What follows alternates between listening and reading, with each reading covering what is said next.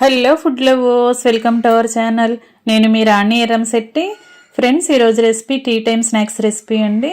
చిన్నపిల్లలు పెద్దవాళ్ళు అందరూ కూడా ఎంజాయ్ చేస్తూ తినే రెసిపీ.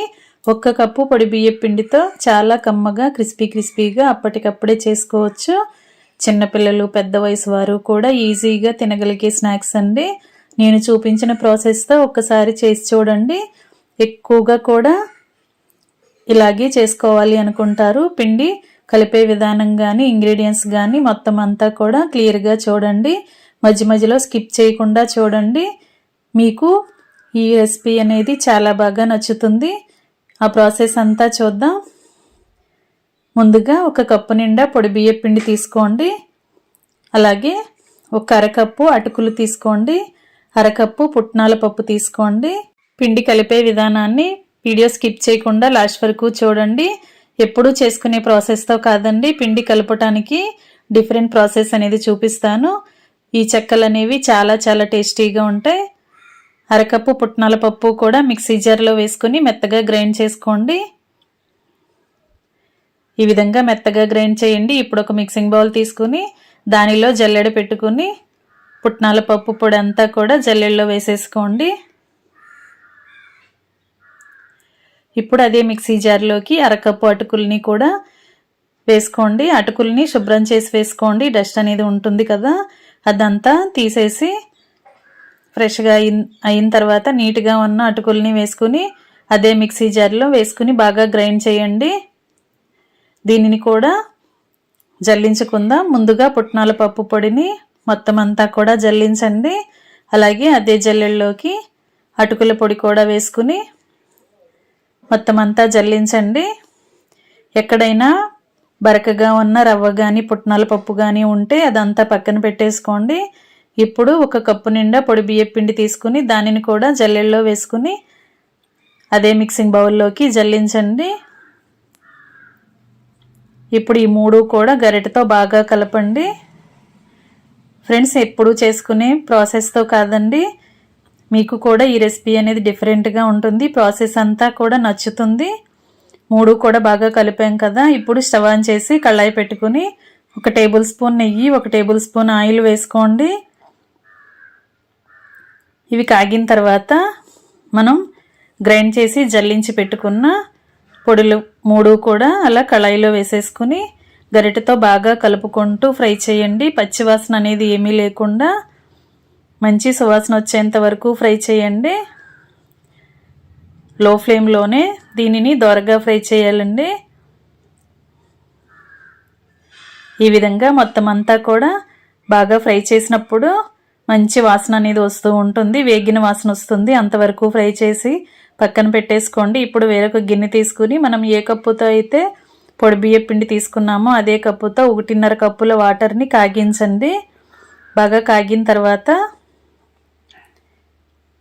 మిక్సింగ్ బౌల్లోకి కళాయిలో ఫ్రై చేసుకున్న పిండిని వేసేసుకుని టేస్ట్కి సరిపడా సాల్ట్ 1 టీ స్పూన్ కారము వేసుకుని 1 పావు టీ స్పూన్ వరకు వాము వేసుకోండి.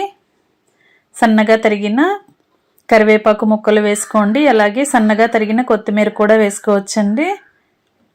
ఇప్పుడు కాగించిన 1.5 కప్పుల వాటర్ కూడా పిండిలో వేసేసుకోండి. మనం ఏ కప్పుతో పిండి కొలుచుకుని తీసుకున్నామో అదే కప్పుతో 1 కప్పు పిండికి 1.5 కప్పుల వాటర్ అయితే కరెక్ట్గా సరిపోతాయండి.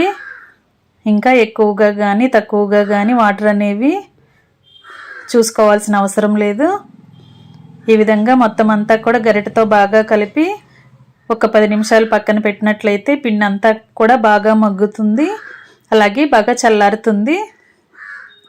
10 నిమిషాల తర్వాత మూత తీసుకుని బాగా చల్లారిన పిండిని చేత్తోనే బాగా ప్రెస్ చేస్తూ కలపండి. ఇలా పిండిని గట్టిగా ఒత్తుతూ కలిపినట్లయితే మనం వేసిన వాటర్ కరెక్ట్గా సరిపోతాయి. శనగపప్పు పొడి అలాగే అటుకుల పొడి బియ్యం పిండి బాగా మగ్గి కరెక్ట్గా ముద్దలాగా వస్తుంది. ఈ విధంగా చేసుకున్న తర్వాత వేళ్ళకి కొంచెంగా ఆయిల్ అప్లై చేసుకుని నేను చూపించిన విధంగా కొంచెంగా పిండి ముద్దను తీసుకుని ఇలా వేళ్ళ మధ్యలో పెట్టుకుని బొటన వేలుతో ఇలా ఒత్తారంటే ఇది సన్నగా గట్టి పకోడీ లాగా వస్తుందండి. ఇలా సన్నగా పల్చగా పొడవుగా వస్తుంది. మీరు పిండి కొంచెం తక్కువగా పిండి ముద్దను తీసుకుంటే చిన్న చిన్న గట్టి పకోడీలు వస్తాయి. అలాగే కొంచెం పిండి ముద్ద అనేది ఎక్కువగా తీసుకుంటే ఇంకొంచెం పొడవుగా కూడా వీటిని చేసుకోవచ్చు. 2-3 చేసిన తర్వాత ఈ ప్రాసెస్ అనేది చాలా ఈజీ అయిపోతుందండి. ఇలా వేళ్లతో మనం ఒత్తినట్లయితే ఎక్కడ మందంగా ఉందో అక్కడ బటన్ వేలితో ఒత్తినట్లయితే అంతా కూడా ఈవెన్గా గట్టి పకోడీ అనేది వస్తుంది. ఈ విధంగా చేసుకోండి. మరొకటి చూద్దాం ఫ్రెండ్స్. ఛానల్ని ఫస్ట్ టైం వాచ్ చేస్తున్న వారైతే రన్ అవుతున్న వీడియో కింద రెడ్ కలర్ ఆప్షన్ టచ్ చేసి ALL ఆల్ అనే బెల్ ఐకాన్ని కూడా యాక్టివేట్ చేయండి. నేను పెట్టబోయే రెసిపీస్ అన్నీ డైలీ మీ ఫోన్కి నోటిఫికేషన్కి వస్తే ఓపెన్ చేసి చూడండి. మీ అందరికీ కూడా రెసిపీస్ అనేవి బాగా నచ్చుతాయి. ఇంకొక ప్రాసెస్ చూద్దాం. మనం గట్టి పకోడీ లాగా కాకుండా ఇలా కూడా చేసుకోవచ్చండి. బటర్ పేపర్ కానీ ఆయిల్ ప్యాకింగ్ కవర్ కానీ ఆయిల్ ప్యాకెట్స్ కానీ కట్ చేసుకుని దానికి కొంచెంగా ఆయిల్ అప్లై చేసి ఇలా పిండి ముద్దని తీసుకుని చపాతీలాగా వత్తండి. వీలైనంత పలుచగా ఒత్తుకుని మనం ఏదైనా బౌల్ కానీ గ్లాస్ కానీ తీసుకుని అన్నీ కూడా సమానంగా వచ్చేలా కట్ చేసుకోవచ్చు. మందంగా చేశారంటే మనం డీప్ ఫ్రై చేసిన తర్వాత లోపలంతా పచ్చిగా అనిపించి మెత్తగా వచ్చేస్తాయండి. అందుకే వీలైనంత పలుచగా ఒత్తుకుని ఇలా గ్లాస్తో కానీ బౌల్తో కానీ ఈవెన్గా కట్ చేసుకోండి. ఇలా చేసుకున్న తర్వాత మిగిలిన పిండిని ముద్దలాగా చేసుకుని మరలా నెక్స్ట్ చేసుకునే వాటిలో యాడ్ చేసుకుందాం.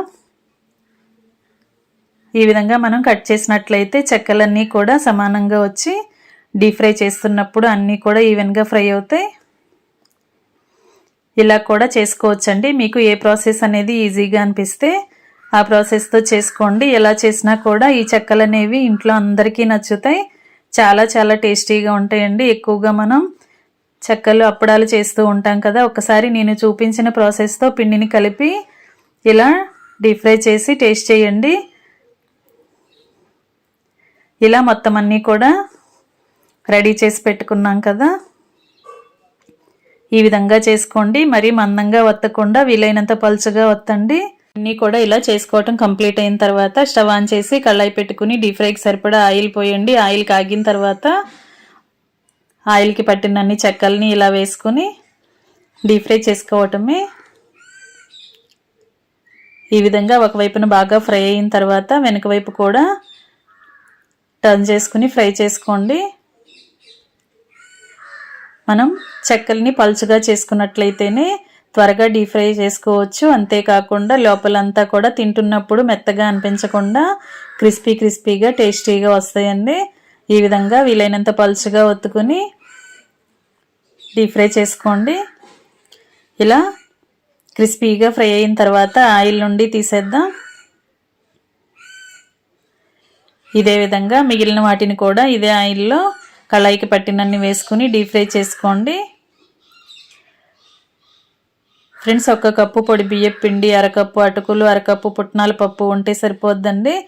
పిల్లలు స్కూల్ నుంచి వచ్చేసరికి 10 నిమిషాల్లో ఈ స్నాక్స్ అనేవి ప్రిపేర్ చేసి పెట్టవచ్చు. ఇంట్లోనే ఇలా హెల్తీగా చేసి పెట్టామంటే వారు కూడా ఇష్టంగా తింటారు, హెల్తీగా ఉంటారు. అంతేకాకుండా చిన్నపిల్లలకి కాదండి, పెద్దవారు టీ టైంగా కూడా స్నాక్స్గా కూడా వీటిని సర్వ్ చేసుకోవచ్చు.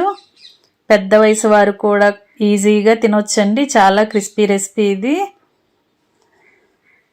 ఇంకా ఆయిల్ నుండి తీసేసుకుని అన్నీ కూడా డీప్ ఫ్రై చేసుకోవటం కంప్లీట్ అయిన తర్వాత వేడివేడి చెక్కల్ని గట్టి పకోడీని సర్వింగ్ ప్లేట్లోకి తీసుకుని ఫ్యామిలీకి సర్వ్ చేసుకోవటమే.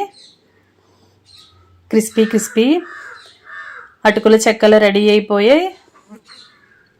వీడియో నచ్చినట్లయితే లైక్ చేయండి. ఛానల్ని సబ్స్క్రైబ్ చేసుకుని పక్కనే ఉన్న బెల్ బటన్ క్లిక్ చేయటం మాత్రం మర్చిపోకండి. నేను పెట్టబోయే రెసిపీస్ అన్నీ డైలీ చూడండి. నచ్చిన రెసిపీస్ని కుక్ చేసి ఫ్యామిలీకి సర్వ్ చేయండి. మీరు కుక్ చేసిన తర్వాత మీకు ఎలా వచ్చాయో కూడా నాతో షేర్ చేసుకోండి. మరొక రెసిపీతో మళ్ళీ కలుద్దాం. Thanks for watching. నేను మీ రాణి ఎర్రంశెట్టి.